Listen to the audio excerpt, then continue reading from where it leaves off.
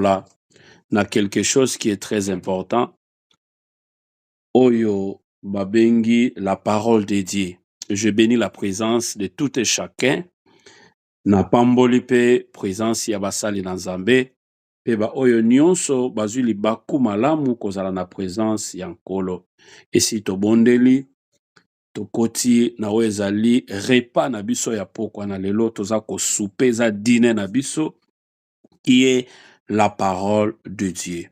Tolingi tolobela na Hébreu chapitre 10 na verset na yango 37. Mokanda ya Hébreu ezali mokanda o na stylistique ya kokoma na yango bapesa yango epai ya Paul parce que batali lolenge bakoma yango eza kolakisa style ndenge Paul abandaki kokoma bamikanda na ye. Il y avait aussi Apollos. Ezalaka très important mpona biso bana na Nzambe tososolaka toyebaka mokanda na nakoma yango objectif nini bakoma yango. Mais ce qui est important na nyonso wana toyebake nous avons besoin de l'amour, nous avons besoin de la foi, tozana posa eke liloba wana ebota mbuma kati na biso. Tozo parler sur Hébreu chapitre 10 na verset 37. Makomi elobi na biso bo, encore un peu de temps. Celui qui doit venir viendra et il ne tardera pas. Tozui thème na biso na première paragraphe, encore un peu. Encore un peu na lingala lingi koloba moko lisusu akoki. Encore elakisi moko lisusu akoki. Donc encore eza lisusu. C'est ça, lisusu, encore. Lisusu. Encore un peu. Pour nini tolingi tolobela encore un peu. Ou un peu de temps. Donc, ils ont la séquence, il y a style de mots. Encore un peu de temps. Celui qui doit venir viendra. Et il ne tardera pas. Ici, on nous parle de notre Seigneur Jésus-Christ, Yeshua Mashiach, qui est l'enveloppe Jésus, qui a reçu Christ en lui. Comme Jean nous dit, na mokanda ya Jean, Yohani, na mokapona ya liboso, na nzela ya liboso, alobi, au commencement c'était la parole. La parole était avec Dieu. Et cette parole, s'est faite chair, est venue habiter au milieu de nous. Malgré ça, ayaki lokola moto, avandaki lokola moto, aleyaki lokola moto, asalaki lokola moto, biso tobomaki. Biso banane bato ya mokili oyo. En pensant que ceux qui tobomie c'est fini. Or kazalaki na ye mission accomplie. Na fungoli parenthèse moko. Eza na bato ebele kati na bafi na biso ya baklisto. Akochela yo bakal, nzoka eza baskalier. Akolobela yo ba problème, to akolukela yo bakamu nzoka po e remonter moral na yo, okoma na banti-choc na kati ya ba problème mususu. Akoyina yo, nzoka po epesa yo pe discrétion kati na yo. Il va même te pousser à commettre des erreurs. Nzoka po oyekola. Tika Nzambe azala na biso na pokwa na lelo. Serrez vos ceintures parce que nous allons décoller. Encore un peu de temps, celui qui doit venir viendra. Ba signe de temps. Nyonso oyo balobela, na ba prophète majeur, na ba prophète mineur, pe na ba konzi et salami. Et tu dois comprendre encore un peu. Nzok ezali présentation ya possibilité mokobo. Quand on parle encore, ezali possibilité mokobo. Il vient encore. Il veut faire encore quoi? Donc il y a une possibilité. Alors possibilité yango eza komema biso pona ko comprendre bakoko utiliser stylistique ya lolenge ebele ya maloba. Je parle de Jésus-Christ. Encore un peu, il va venir. Celui qui devait venir, il vint. Celui qui devait venir, il vint. Aye katina biso. Nanzela ya molimo mosantu. C'est pourquoi on dit, n'attristez pas le Saint-Esprit qui est en vous. Les gens, katina makomi na Nzambe, sont allés plus loin comprendre. Il dit, l'esprit est bien disposé, mais la chair est faible. Comment la chair devient faible? La chair devient faible parce que l'homme voit que ce qui frappe aux yeux, misunde et talaka, et le corps, et même mingambu, et entristé molimo, parce que molimo est mon anakate. Mais écoutez, molimo nde salaka yo, molimo nde yo kaka, ce qui va bengi yo X, ondimi, c'est maintenant le corps qui va déplacer. Parce que tolobaka tobimisaka mipepe, maloba na biso eza respiration, o nzamba pesi biso. Encore ekokoloba aussi, encore ekoloba cependant, encore ekoloba il va devenir de nouveau. Il va revenir, au moins il va revenir. Mais hélas, dans l'église, lokola bana na nzambe, na nyonso tokoki koteya, tobosanaka te ke Yesu Masiya azali kozonga. Akoya lisusu te lokola mwana na mpate. Il viendra comme lion des tribus de Juda. Mais hélas, gardez l'amour. Et dans l'amour, la fidélité. Et dans la fidélité, la charité. Et c'est par alors, quand il viendra trouver Katinayo, ba bonnes œuvres. Na ba bonnes œuvres, wana ila Musa Tabita. Na ba bonnes œuvres, ne faites pas de bonnes œuvres pour ba mona yo. Conseil gratuit. Vous qui aimez faire du bien, bino nzamba pesa motema kosala malamu. Bato nyonso nzamba pesa motema kosala malamu. Gardez votre souffle et ayez aussi le cœur de supporter les ingratitudes de ce monde. Ne pensez pas, bato nyonso kosalisa kati na mokili o bakozala na reconnaissance. Mais ayez aussi le cœur de supporter leurs ingratitudes. Ça, c'est le monde. Yesu apesaki ya kolia, apesaki ya komela. Il est allé plus loin, à soukoli voir même makolo ya bayekoli na ye. Mais na kati na bango, moko na bango atekaki ye. Et il était aussi membre de la famille. Encore un peu, il doit revenir. Nous voulons que Jésus viendra. C'est vraiment le rôle du Saint-Esprit. Le kola Yesu akozonga, alobi déjà, je m'en vais chez le Père. Nakeko bon bisika eza ebele pa ya tata. Bisika eza ebele nakei. Mais nakeko bon bino. C'est que j'aime de Jésus, hein. Il dit, je ne vous laisserai pas orphelin. Okufela papa na nzoto, okufela mama na nzoto, okufela mwasi, okufela mobali, okufela commerce, okufela réputation. Laissez-moi te dire, il nous a envoyé le consolateur. Il est différent des consolateurs de ce monde. Moi qui vous parle, je peux te consoler étant qu'un être humain, mais na coin mon kobo na ko tout appelle baku, na lobby de choses mal encadrées. Mais quand le Saint-Esprit vient pour nous consoler, c'est pourquoi on dit n'entristez pas le Saint-Esprit.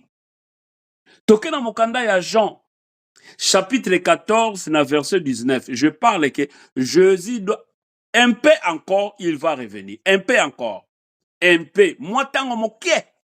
Azozonge. Quelqu'un moké. Na un clin d'œil, l'ingoloba, tango kangi paupière, ya miso, kangi fungoli. Et tikali moké. Vox Dei ayemba, et tikali moké, yeso akoya. Donc, bongi sa motema na yo. Na Jean chapitre 14, na verset 19, makomi na nzambe lobi boye, encore un peu de temps, et le monde ne me verra plus, mais vous me verrez, car je vis, et vous vivrez aussi. En ce jour-là, vous connaîtrez que je suis mon Père, que vous êtes en moi, et je suis en vous. Alléluia. Le jour-là, tango Nzambe aponi Moïse, Mose, veut dire l'homme tiré dans l'eau. Tango baza koluka baboma bato. Il fit un jeune homme beau, un bébé beau. Maman na yelo bino na mona te sika mwana nga kokufela abwaki ye. Mais kobwaka bwaki encadré ya sali bitime. Atindi ye akende. Et quelque part, mwana ya mokonzi kake sika banguna na yo baza na posa okweya ka bangonde bakosalela yo support. Kaka bato balingi ke olimwa nde bangonde bakobete histoire ya élévation na yo. Kaka bato balobi ke non asila na ye parce que en Amérique eza cimetière ya ba grâce. Kaka bango wana bakoya balobi wa nzoka nde Nzambe amemaki kuna po asalela ye ba grande chose. Oh nazoloba na mama moko azali awa, nazoloba na papa moko azali awa, nazoloba na elenge moko azali awa. Zamba lola oya a communiquer pensée na ye na yebisa yo un peu encore changement mo ezokota na vie na yo. Na moi quelques jours oye tikali totikali na ba 40 quelques jours, ce n'est plus 50 mais ba 40 quelques jours pour tosilisa. To bon, na lobaka totikali na cinquantaine de jours pour tosilisa 2023. Encore un peu. Or tant na lobi na Moïse akei ayekoli kuna, oyekola makambo ebele ya bokoko. Oyekola makambo ebele ya tradition, oyekola makambo ebele bato mosusu bazobiso non zalaka na bokoko. Dites-le na yekola ki yango pona yeba tango na kokota na combat.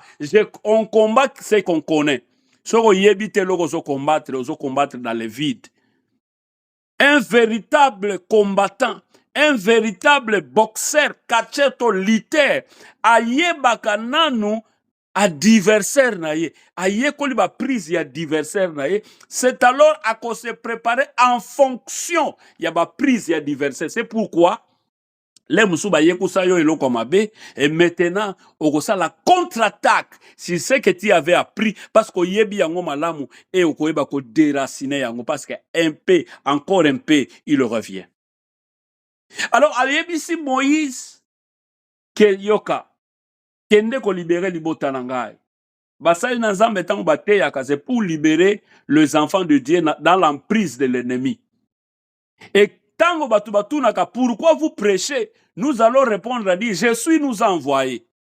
Et il a dit je suis plus vieux que votre père Abraham. Batu batali balobi mais comment un petit comme Jésus-Christ doit être plus grand que notre père Abraham? Donc il est plus vieux que Jacob, il est plus vieux que Isaac. Oui, parce que il s'est révélé là-bas pour dire je suis. C'est pourquoi il revient maintenant en chair et en os, bakomona dans le monde des oliviers. Et à l'objet, comme on a Jean 14, encore un peu de temps, et le monde ne me verrait plus. Là, il parlait pendant qu'il montait.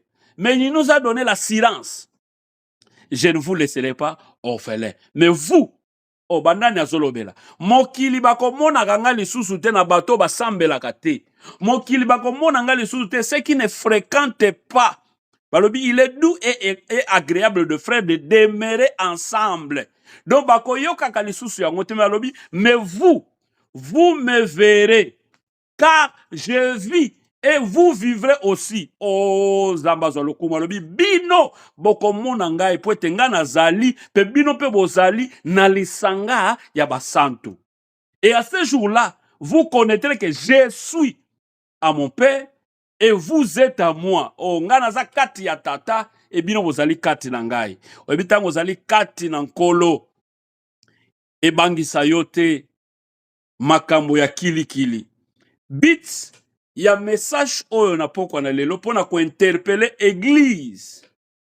Ko interpeller bana na Nzambe. Que nous avons besoin ya koyeba ke Yesu Masia il revient bientôt. Et parce qu'il revient bientôt, c'est lui l'époux qui viendra récupérer l'épouse. Or, tango mobali ya libala azali koya, esengeli ozala une femme sage, oya yebi ko batela mafuta, oya ko pelisa mwinda na ye. qui est la parole. Na pisson balobi, ta parole, c'est une lampe à mes sentiers. Alléluia. Bien-aimé dans le Seigneur, bit, il y a un message oyo, et ça pona ko encourager yo. L'encouragement, je vais dire, te donner encore la foi en Seigneur Jésus-Christ, que le Saint-Esprit est même au comprendre les événements, et même au comprendre malobo bazote ya biso na basai na Nzambe, et même ozala kaka te na ba temps, mais ozala tout le temps na présence en Nzambe.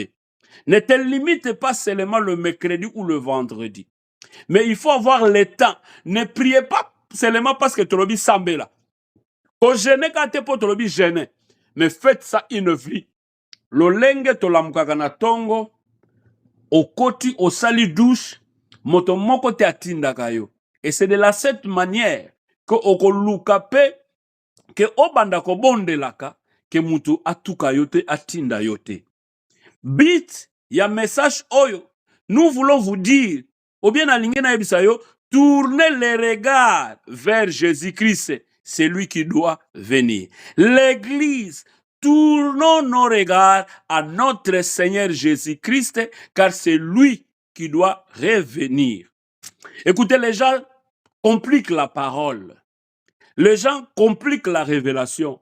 Les gens compliquent des prophéties. Mais ce qui est important, Jésus-Christ de Nazareth, c'est lui qui doit venir et il vient.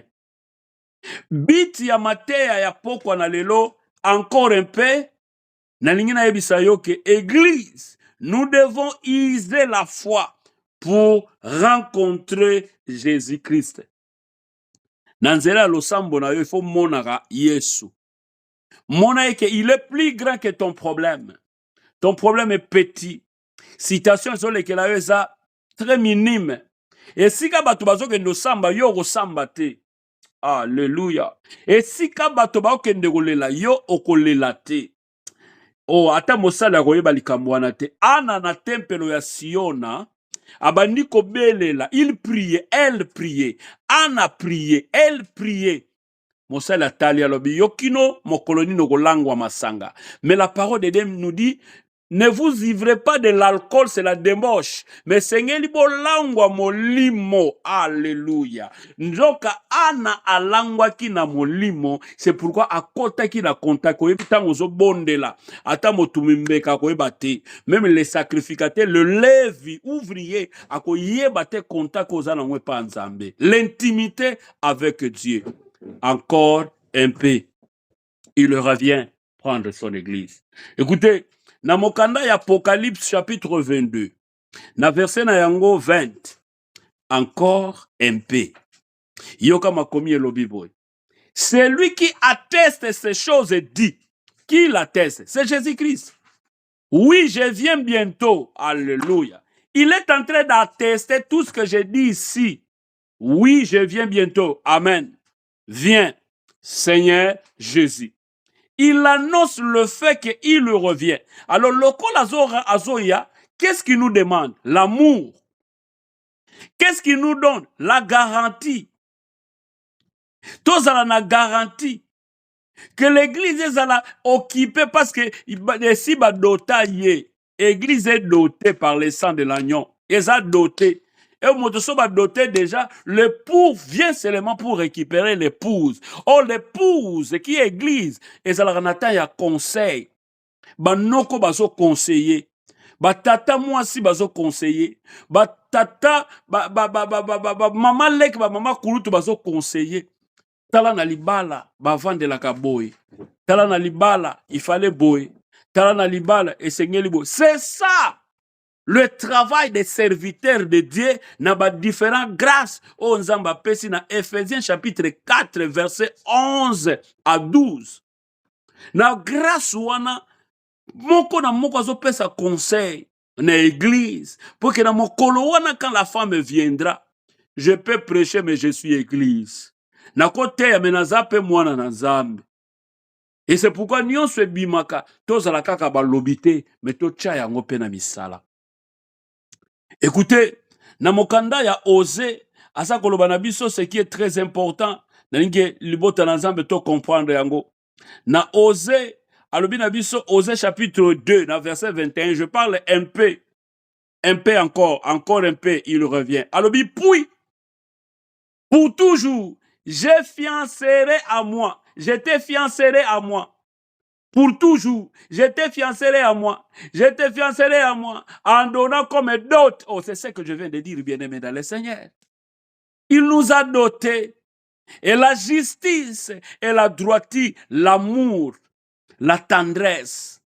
Je te fiancerai à moi, donnant pour toi la fidélité de connaître l'Éternel. Alléluia. Il vient. Encore un peu, il vient. Il vient faire quoi? Il viendra récupérer l'église. Il viendra récupérer l'église. Et Seigneur Nganayo, Tosto Sola, Tango Tozo Lekisa. Bien-aimé dans le Seigneur, Jésus-Christ viendra récupérer l'église. La vie chrétienne est allée lokola la mosala ya basoda. La vie chrétienne est allée lokola la boulot mili ndenge balobaka.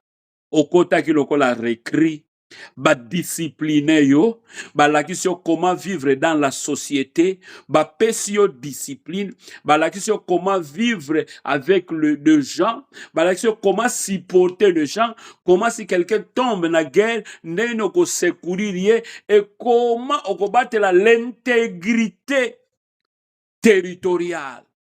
C'est ça la vie chrétienne. Et ça a facilité. Que la vie chrétienne est facile. Non, c'est la facilité. Non, la vie chrétienne, ce n'est pas ce que les gens pensent au Sombi Mutuka. La vie chrétienne, ce n'est pas ce que les gens pensent au Fongoli entreprise. La vie chrétienne, ce n'est pas ce que les gens pensent aux yeux lokomuro lobby. Oh, ça c'est ma vie chrétienne. La vie chrétienne n'a jamais été facile. Ceux qui n'ont pas tout ça, ils bakute dans nos comités. Ceux qui n'ont pas lobela yo malobate, ça le kolobi que nazo tika nangai dans nos comités. Mais écoutez, même moi c'est libala. Et comme aratango mosusu, atala lobi, ah, ceux qui n'ont pas que libala ngwe zala ibonde na bala kite. Mais vous êtes déjà na kate, vous êtes obligé. Ne divorcez pas. Kotikate, ne te sépare pas de ce Dieu. Kotika nzambo te. Écoutez, nabane ko solo na mosai na nzambe moko. Nabi se loko moko ya motuya, nabi oyebi bato nzamba sala ki bango grâce, nabi pa ito uti, babandaki ko sala pe babandaki ko sambela. Etango nzamba kati bango na bord mususu, et puis baza ko continue toujours ko sambela pe ko sala. Mais ba oy babandaki ko sambela, mais bazo ko sala te, bazo débriller. Le loke ba kati kote mususu, et que babandi ko sala, babite, yesu si akufela biso ne kulusu. Yeba nzambo yo landa. Yeba nzambo yo pesa motema na yo. Yeba nzambo yo lobi ke non na yepa na yo. C'est lui qui viendra récupérer l'église. Omoni tango batiki na salle, oza na interview, baye ko benga yo. So tali muto ko benga na interview ke boyebani. Écoutez, tu seras interviewé na moto yo, o motema na yo na ye eza na connexion. Zambe akota likambo ya motema ya moko na moko. Jésus-Christ revient. Na yeko bangi sayote. Oye bien loko moko nazo kende muke avion na biso e bandi déjà comme un aéroport pour te ba kwa teri. Soko zaki ako telema ovandi serré malgré de turbulence. Oyo kokai kokuta na nzela. Mais laissez-moi te dire, na vie chrétienne ezali lokola, ozalaki na aéroport, ozalaki na ndako na yo se prêter lingo ke ne voyage, o préparer marchandises na yo. Aucun aéroport, salle d'attente ezawana. Cela ne veut pas dire que ba oyo nyoso baza na salle d'attente aéroport bazo ke ne même destination. C'est ça aussi la vie chrétienne. O bimi na salle d'attente bon matin avion. Cela ne veut pas dire que bino nyoso lokola bon matin avion bo kende sika moko. Tambo kita, moko na moko azu nzela na ye. Mais attention, assurance na yo ezalika ke non, o moni pe pilote te, o so mona kaka ba to ba salaka na kati avion, ba hôtesse de l'air, ba zo bisa yo serré ceinture, ba biso ke non tozaki na zone de turbulence, siko to kokato atterrir. Écoutez, dans la vie chrétienne, il y a aussi des zones de turbulence. Mais confiance na yo, obtient yango na pilote, o le muso yebi ete. Molimo mo santo, toyebaka ye, tango ba fruit na ye, mbuma na ye salaka kati na biso. Confiance na yo tie na muto le muso yebi ete mofutaki mbongo kote musuzo za na kati avion. La vie chrétienne okokuta ba tribulation, le muso si oleki na ba zone de tribulation. Esengo ya voyage ezalaka so okomi. Tango komi, c'est ça la joie. So komi déjà na makambo ya Nzambe, esengo yango wana. Soko komi déjà na makambo ya Nzambe, c'est ça la joie. Mais soki na no komite bundana okoma, okoma na yo. Ça, ce n'est pas facile, okoma. Okokoma bien-aimé, okokoma et tu verras de bonnes choses. Oyo Nzambe akosalela yo. Écoutez, Dieu va te bénir. Mais la bénédiction que je parle ici, c'est la bénédiction d'en haut. Yokana mokanda ya Ephésiens chapitre 1er. Encore un peu. Ephésiens chapitre 1er, na mokanda na yango 3 Bible lo Bible. Béni soit Dieu, le Père de notre Seigneur Jésus-Christ, qui nous a bénis de toutes sortes de bénédictions. Alléluia. Qui nous a bénis de toutes sortes de bénédictions spirituelles dans les lieux célestes en Christ. Alléluia. Bateya yo moto mosusu te. So yoki ke balobeli Yesu Masiya te. Dites-le que depuis que je suis ici, na balobeli nga Yesu Masiya te. Il est le véritable. Azalaki na kati enveloppe qui appelle le Jésus, lui le Christ. Et il viendra prendre l'église. Alléluia. Nakati ya ba 10 vierges, il viendra prendre l'église. Mais kozala nakati ya groupe bazobate. Zala une femme sage, un homme sage. Zala moto ya mabondeli, zala moto ya révélation, zala moto oyo. Ozoya te parce que bazo mona yo. Non. Ozoya te parce que nous citons ton nom. Non. Oye parce que moi no zala ngona ndako wana. Nzambe ne mutasalaki. Mobali wana. C'est grâce à Nzambe. Mabondeli o basambela ki wana. Tale utai ko benda ya zaki na state mususu. Azalaki musika. Azalaki le musu na Afrique. Le musu katisi bibale ya ndenge na ndenge. Mais a commis. C'est parce qu'il y avait quelqu'un qui priait. Mobateli mpate. O Nzamba tombola po asambela. Les hommes de Dieu prient. Basa ba sentinelle. Sentinelle alala libanda. Sentinelle a ebi makambo bele salamaka. Ata bo mesana na ete parce que bozana e pendant la journée. La nuit, a mona makambo le mususu ka ebisio. Yangwana ba kote to uti batu balobake ba sentinelle, basa mingi bandoki.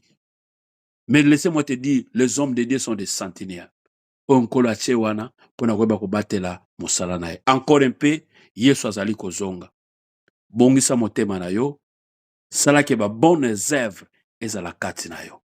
Zambe oyo to sambelaka, zambo to lukaka, zambo to teaka. Apambola moko na moko na kombo na Yesu Masiya. Soki Yesu azongi te na butu na lelo, to kutana na les jours à venir. Zamba pambola yo. Amen.